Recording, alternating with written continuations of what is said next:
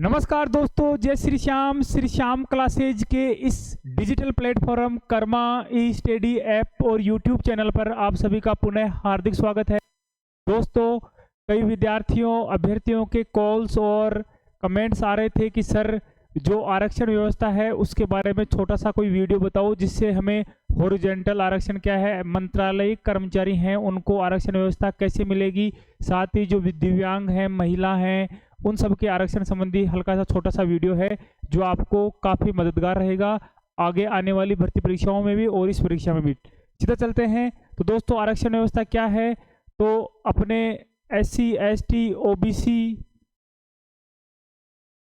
MBC और EWS ये मुख्य कैटेगरीज हैं जिनको क्या है आरक्षण व्यवस्था में शामिल किया गया है। ठीक है, अपने SC के लिए 16% आरक्षण रिजर्व है, ST के लिए है 12%, राजस्थान की बात हो रही है, OBC का है 21% और MBC का है 5% और जो EWS है उसके लिए 10% रिजर्वेशन दिया गया है। ठीक है, तो ये आगे है आपका हॉरिजॉन्टल रिजर्वेशन और वर्टिकल रिजर्वेशन क्या होता है। आपकी कोई वैकेंसी आती है उसमें अगर वुमेन का जिक्र हो रहा है, स्पोर्ट्स पर्सन का हो रहा है, PH कैंडिडेट यानी विकलांग, फिजिकली हैंडीकैप, एक्स सर्विसमैन, ये सभी क्या है हॉरिजॉन्टल रिजर्वेशन व्यवस्था के अंतर्गत आते हैं, हॉरिजॉन्टल रिजर्वेशन व्यवस्था के अंतर्गत आते हैं। ठीक है,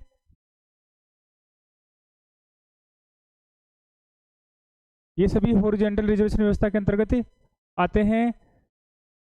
स्पोर्ट्स पर्सन भी हॉरिजॉन्टल व्यवस्था में ही रहेगा।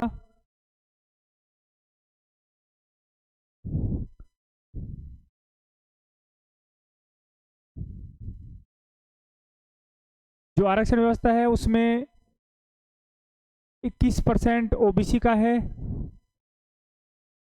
दायरा EWS का 10% है, SC का 16% है, ST का 12% है, MBC का कितना है आपका 5% है। ऐसे टोटल आरक्षण हो गया आपके,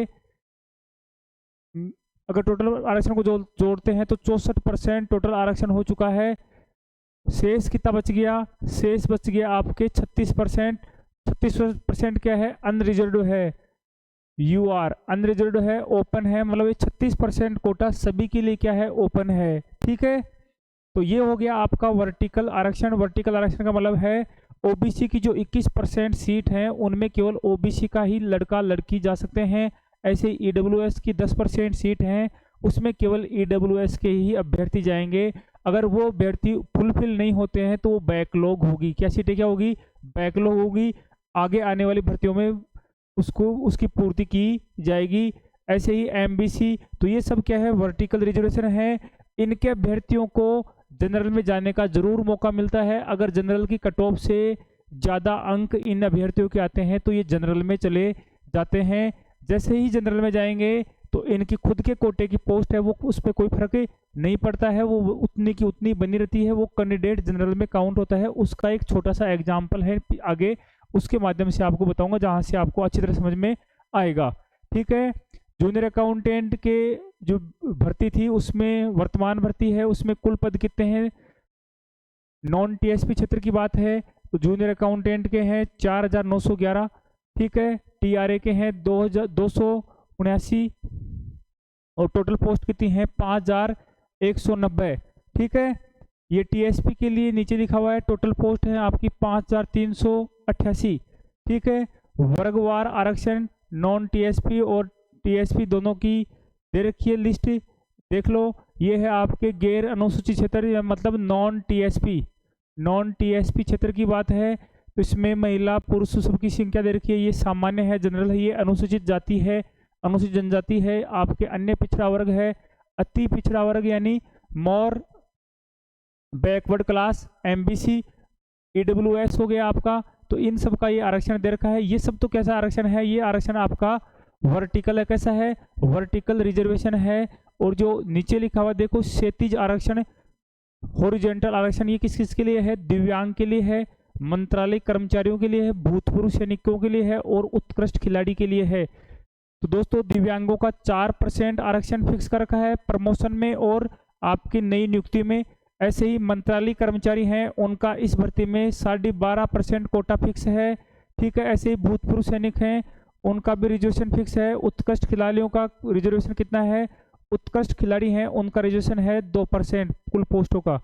और जो भूतपूर्व सैनिक हैं उनका रिजर्वेशन अलग अलग होता है। राज्य स्टेट लेवल की सर्विस होती है उसमें तो इनका आरक्षण होता है 5%। ठीक है, और जो सबऑर्डिनेट अधीनस्थ परीक्षा होती है इनमें इनका होता है 12.5%। तो 12.5% इनमें है। चतुर्थ श्रेणी कर्म जो वैकेंसी आती है उनमें जो भूतपूर्व सैनिक होती है उनका आरक्षण होता है 15%। कितना होता है? 15% होता है। इसके बारे में आगे आपको देखने को मिलेगा। तो इस भर्ती परीक्षा में इनका 12.5% आरक्षण है। ठीक है, अब इनका वर्गवार आरक्षण है पहले भूतपूर्व सैनिकों का, बाकी सबका क्या है? कोई वर्गवार नहीं है। दिव्यांग का कोई वर्ग नहीं है, मतलब कोई कैटेगरी नहीं है। मंत्रालय कर्मचारी कोई कैटेगरी नहीं है। उत्कृष्ट खिलाड़ी कोई कैटेगरी नहीं है। जो भी टॉप, चाहे SC ST किसी के भी टॉप में आएंगे उनका ही चयन कर लिया जाएगा। ठीक है, अब ये क्षैतिज आरक्षण और इस आरक्षण में वर्टिकल आरक्षण में डिफरेंस क्या है उसका हम अध्ययन नीचे करेंगे। ठीक है, देखो ये सीटें हैं। सामान्य की कुल सीटें कितनी हैं? सामान्य की पुरुषों के लिए तो हैं 1242। महिलाओं का कितना है कोटा है? देखो जो भी एग्जाम आती है राजस्थान में उसमें महिलाओं कोटा 30% निर्धारित है। कितना निर्धारित है? 30% निर्धारित है। 30% का 1/3, 30% का 1/3 किसके लिए है? विधवा और परित्यक्ता के लिए है। मतलब 30%, जैसे मान लो 30 सीटें हैं तो 30 का 20 तो किसके लिए होगी? सामान्य महिलाओं के लिए रह गई। और इसका 1/3 हो गया कितना? 1/3 होता है 10, तो 10 किसके लिए आ गई? 10 विधवा और परित्यक्ता के लिए है। लेकिन जो 10 आई है उसका रेशियो क्या होना चाहिए? उसका रेशियो होना चाहिए 8:2 में। 8 अगर विधवा है तो 2 क्या रहेंगी? परित्यक्ता रहेंगी। ठीक है, तो ये 8:2 का रेशियो रहता है। मतलब 8:2 का मतलब है 4 पोस्ट अगर विधवा की है तो 1 पोस्ट किसकी होगी? परित्यक्ता की होगी। परित्यक्ता किसको बोलते हैं? जिसका डिवोर्स हो गया है, हुआ है, विच्छेद हो गया है, उसको परित्यक्ता बोलते हैं। तो आपको पता चल गया होगा 30% पोस्ट कुल पोस्टों की महिलाओं के लिए रिजर्व होती हैं। उसमें से 1/3 कुल महिलाओं की जितनी सीट है उसका 1/3 विधवा और परित्यक्ता है उनके लिए निर्धारित है, रिजर्व है। ठीक है, और जो 2/3 पोस्ट हैं वो सामान्य महिलाओं के लिए हैं। ठीक है, तो ये सभी में ये सेम ही कोटा चलता है, कोई भी कैटेगरी हो जाए। तो ये तो यहाँ तक आपके समझ में आ गया होगा। ये एक एग्जाम्पल है और उसकी ऐसे मान लो एक कट ऑफ है। ऐसे जैसे मान लो कोई एग्जाम है, उस एग्जाम की कट ऑफ गई है, उस एग्जाम की कट ऑफ जनरल की कट ऑफ है आपके 203 नंबर। 203 नंबर क्या है? उसकी कट ऑफ है। ऐसे ही कोई OBC का लड़का है, उसका नाम है राम, और राम के नंबर कितने आ गए? 200 नंबर आ गए। और OBC जनरल की पोस्ट कितनी है इस एग्जाम में? इस एग्जाम में जनरल की पोस्ट हैं आपके, जनरल की पोस्ट मान लो 10 हैं। OBC की पोस्ट हैं, ये मान लो आप OBC की 4 पोस्ट हैं। OBC कितनी पोस्ट हैं? 4 पोस्ट हैं। या इसको 100 कर लो और इसको कर लो आप 21। ठीक है, 21 20 कुछ भी रख लिया अपन ने। ये 100 है, मान लो ये 21 है। और राम है, राम के नंबर कितने आ गए? 210 आ गए। जनरल की कट ऑफ से कितने ऊपर जा रहे हैं? 7 नंबर ऊपर जा रहे हैं। जनरल के बराबर या जनरल से ऊपर अगर कट ऑफ में नंबर आ रहे हैं, इसका मतलब राम कहाँ चला जाएगा? राम जनरल में चला जाएगा। जनरल की जो पोस्ट है 100, उसमें से एक पोस्ट किसकी हो जाएगी?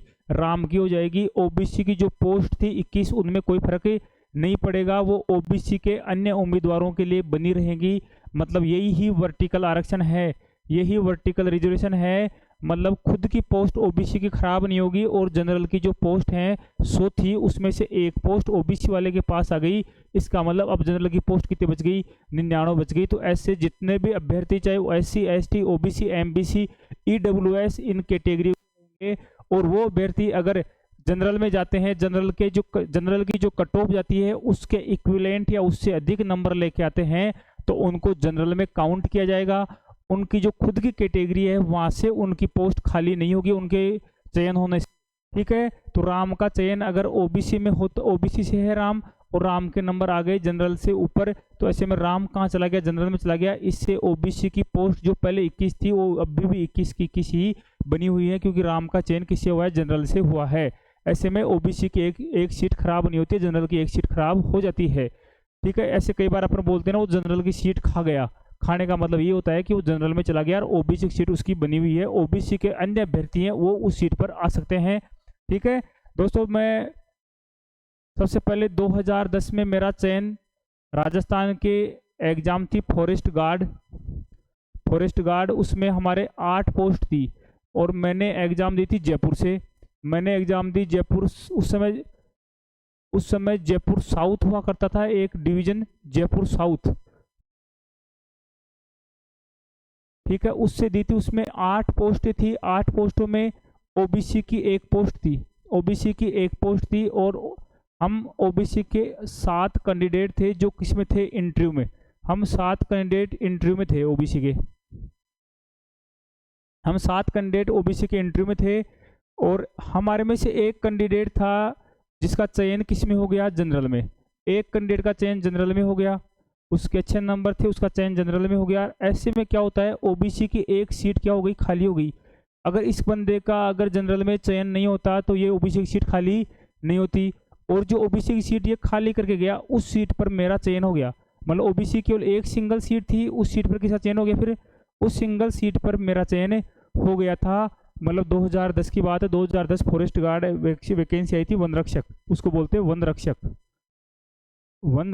उसकी बात है। तो दोस्तों ऐसे में ये अगर बंदा जनरल में नहीं जाता तो मेरा चयन उसमें नहीं होता। तो ये एक तरीका होता है। मतलब आप जैसे ही आप कोई भी कैंडिडेट किसी भी कैटेगरी का, चाहे SC ST OBC किसी भी कैटेगरी का हो, EWS का हो, MBC का हो, अगर वो जनरल में चला जाता है तो पीछे से उसकी जो पोस्ट है वो वैकेंट रहेगी, वो ओबीसी में काउंट नहीं होगी। हाँ, लेकिन उसने अगर किसी प्रकार की पहले ही छूट ले ली है तो फिर वो ऐसे में जनरल में नहीं जाएगा, जैसे एज वगैरह की या अन्य कई प्रकार की छूट अगर उसने पहले से ले ली है तब वो ओबीसी में ही रहेगा, जनरल में नहीं जाएगा। ऐसे ही नेक्स्ट है आपका SC का कैंडिडेट। SC कैंडिडेट के नंबर कितने आ गए भाई, 205। तो SC की पोस्ट मान लो 10 थी, SC की पोस्ट 10 थी और SC के एक कैंडिडेट के नंबर कितने आ गए, 205 आ गए। 205 भी जनरल से ऊपर है। ऐसे में जनरल की एक पोस्ट और कम हो गई, कितनी रह गई, 98 रह गई, क्योंकि एक पोस्ट और कौन ले गया, मान लो श्याम नाम। तो ऐसे में क्या हुआ, ये एक पोस्ट और कम हो गई, लेकिन SC की जो पोस्ट पहले से 10 थी वो 10 की 10 ही बनी हुई हैं। ऐसे ही अब चलते हैं अपन ST का एक व्यक्ति है, ME लिखा हुआ है। ME का मतलब मिनिस्ट्रियल एम्प्लॉय होता है। दोस्तों आपने पहले पढ़ा होगा अकाउंटेंट की भर्ती के दौरान, मंत्रालय कर्मचारी एक आधारभूत स्तंभ होता है किसी भी सरकारी डिपार्टमेंट का। हर फाइल अगर कहीं से भी अगर शुरुआत होती है तो वो मंत्रालय कर्मचारी के दिन शुरू से ही शुरू होती है।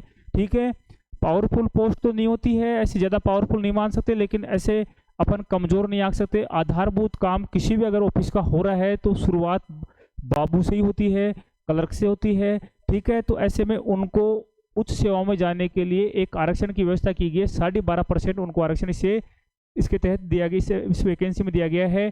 तो ये ST का बंदा था और ME का है, किस में है, ME का है, मिनिस्ट्रियल एम्प्लॉय है। इसके 220 नंबर आ गए, 220 नंबर आ गए। 220 का मतलब है ये जनरल से ऊपर जा रहा है, तो ये कहाँ चला गया, जनरल में स्टैंड कर रहा है। लेकिन जनरल में स्टैंड तो कर रहा है, लेकिन ये मंत्रालय कर्मचारी है और मंत्रालय कर्मचारियों को हॉरिजॉन्टल आरक्षण है। कैसा आरक्षण है, हॉरिजॉन्टल आरक्षण है।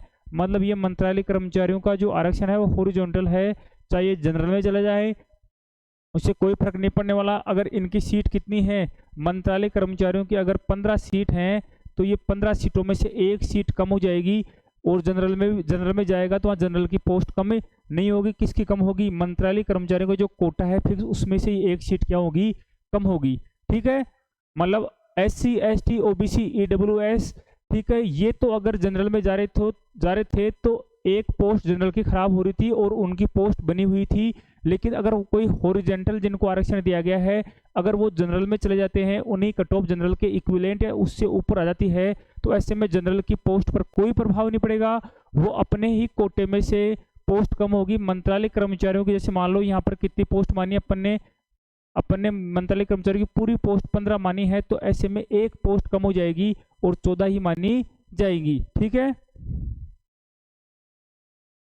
आगे है आपके MBC का एक लड़का है और वो किस कैटेगरी से है, स्पोर्ट्स कैटेगरी से है। तो MBC का कोई रोल नहीं है, उसको स्पोर्ट्स का ही माना जाएगा। 211 नंबर आ रहे हैं, उसके 211 नंबर आओ चाहे 230 आओ, ओबी जनरल में जा रहा है कट ऑफ के लेवल से तो, लेकिन क्या है इसने फॉर्म स्पोर्ट्स कैटेगरी से भरा है। स्पोर्ट्स कैटेगरी की जैसे मान लो 4 पोस्ट हैं, तो ऐसे में 1 पोस्ट स्पोर्ट्स की ही खाली होगी, 3 पोस्ट ही बाकी रहेंगी। इसका मतलब है स्पोर्ट्स का, एमई का, अगर ऐसा कोई कैंडिडेट जनरल में जाता है तो वो क्या है स्पोर्ट्स की ही सीट क्या होगी वहाँ पे खाली होगी, जनरल की जो पोस्ट है वो उतनी की उतनी ही बनी रहेंगी। AWS की महिला है, उसके 207 नंबर आते हैं। 207 का मतलब है 203 से ऊपर आ रहे हैं, जनरल में जा रही है, लेकिन कैटेगरी क्या है उसकी EWS की कैटेगरी है, 207 नंबर आ रहे हैं और जनरल में चलेगी। तो ऐसे में जनरल जो गर्ल्स की सीटें हैं, जनरल गर्ल्स की सीटें हैं उस पर फर्क पड़ेगा। जनरल गर्ल्स की सीटें क्या हो जाएंगी, कम हो जाएंगी, 1 सीट कम हो जाएगी। EWS की सीटें पहले अगर 6 थी तो 6 की 6 ही बनी रहेंगी, उनमें कोई कमी नहीं आएगी, ठीक है। ऐसे ही मान लो EWS का कोई लड़का है, EWS का लड़का है और उसके नंबर आते हैं 201 आते हैं, तो वो क्या है अपनी कैटेगरी में रहेगा, क्योंकि क्या है जनरल की कट ऑफ तो कितनी गई है 203 गई है, तो EWS का जो लड़का है जिसके नंबर कितने आए हैं 201 आए हैं, तो ऐसे में वो खुद की कैटेगरी की सीट खाएगा, दूसरी कैटेगरी में नहीं जाएगा। तो ये होता है आपके हॉरिजॉन्टल और वर्टिकल आरक्षण, ठीक है। मतलब आपके अब समझ में आ गया होगा कि जैसे ये लिस्ट थी अपने शुरू की, ये पदों का वर्गीकरण देख लो, चाहे जो दिव्यांग लिखा हुआ है, मंत्रालय कर्मचारी है, भूतपूर्व सैनिक है, उत्कृष्ट खिलाड़ी है, इनके लिए जितनी सीट हैं उतनी सीटों पर ही इनका चयन हो सकता है, उतनी सीटों पर ही इनका चयन हो सकता है। यही आपका हॉरिजॉन्टल आरक्षण है। मंत्रालय कर्मचारी वुमेन, अगर मान लो कोई लड़की वुमेन है और उसके नंबर आ गए, जनरल की कट ऑफ गई थी अपन 203 लिखी, उसके नंबर भी कितने आ गए 204 आ गए, तो ऐसे में वो कहाँ चली गई, जनरल में चली गई, लेकिन जनरल बॉयज में काउंट नहीं होगी, वो जनरल बॉयज में काउंट नहीं होगी, वो जिस कैटेगरी की है उसी कैटेगरी में काउंट रहेगी। मतलब जनरल गर्ल्स में तो काउंट हो सकती है, ठीक है, लेकिन जनरल बॉयज में उसकी सीट नंबर संख्या नहीं कम होगी, वो महिला कोटे की संख्याओं में रहेगी। जो महिलाओं का 30% आरक्षण है उसी के दायरे में रहेगी, वो पुरुषों के दायरे में नहीं आएगी, ठीक है। तो ये 30% रिजर्वेशन फिक्स है, महिलाओं का 30% कोटा है, उसी कोटे तक वो सीमित रहेगी, ठीक है। अगर वो जनरल में अगर टॉप भी करती है, जैसे मान लो कोई भी कैटेगरी की महिला है, जैसे ओबीसी की कैटेगरी की महिला है, ओबीसी कैटेगरी की महिला है, वो किसी एग्जामों को अगर टॉप करती है मतलब फर्स्ट रैंक आ रही है, उसकी फर्स्ट रैंक आ रही है, तब भी वो क्या है, वो सीट उसकी जनरल कैटेगरी की महिला से फुलफिल हो सकती है, लेकिन वो क्या है 30% की जो महिलाओं का दायरा है उससे ऊपर नहीं जाएगी, ठीक है। तो ऐसे में ये भी एक आपके हॉरिजॉन्टल आरक्षण की व्यवस्था है। वैसे महिलाओं का जो मुख्य तरह से आरक्षण है वो कैसा है, वर्टिकली है, लेकिन कुछ मामलों में जैसे 30% का रेशियो फिक्स हो गया, वहाँ पे क्या हो जाता है, वो हॉरिजॉन्टल हो जाता है। मंत्रालय कर्मचारी हैं उनका हॉरिजॉन्टल है। स्पोर्ट्स का 2% कोटा है। पीएच का कितना है आपका, पीएच का आपका 4% है, स्पोर्ट्स का 2% है, एमई का आपके 12.5% है, और सबऑर्डिनेट एग्जाम में एक्स सर्विसमैन का 12.5% होता है, स्टेट लेवल की एग्जाम में 5% होता है, और चतुर्थ श्रेणी एग्जामों में कितना होता है 15% कोटा एक्स सर्विसमैन का होता है, ठीक है। तो ये हॉरिजॉन्टल व्यवस्था है। इनकी जितनी पोस्ट फिक्स हैं उन्हीं में ही इनका चयन होगा। जैसे मंत्रालय कर्मचारियों की जूनियर अकाउंटेंट में 618 पोस्ट हैं, तो ये 618 ही चयन हो सकते हैं, चाहे जनरल में चाहे 30 जने इसमें से 200 जने जनरल को टॉप जनरल में आ जाएं, टॉप कर जाएं, तो भी क्या है ये पूरी सीटें हैं वो 618 ही रहेंगी, न कि 200 और बढ़ जाएंगी, ठीक है। मतलब ये अपनी कैटेगरी में ही रहेंगे। इसी को बोलते हैं आपका हॉरिजॉन्टल रिजर्वेशन। और वर्टिकल रिजर्वेशन क्या है, वर्टिकल रिजर्वेशन का मतलब है SC ST OBC EWS के कैंडिडेट जनरल में जा सकते हैं। जब वो जनरल में जाएंगे तो जनरल की पोस्ट क्या होंगी, कम होंगी, ठीक है। तो दोस्तों ये था आपका आरक्षण व्यवस्था। एक छोटा सा इनका रिजर्वेशन का सिस्टम है जो विकलांगों का है और आपके भूतपूर्व सैनिकों का है। वो हल्की सी स्लाइड है उसकी, वो और देख लेते हैं। ये पिछले साल आपकी जो कट ऑफ गई थी जूनियर अकाउंटेंट की, उसके बारे में है। जनरल है, जनरल के बॉयज के नंबर थे 587.39, कट ऑफ गई थी लगभग 65%।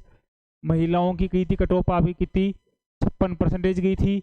ऐसे ही विडो की 37% थी, और डाइवोर्स महिलाएं थी उनकी थी 42.55। ठीक है, मतलब जनरल की सभी कैटेगरियों की कट ऑफ गई थी।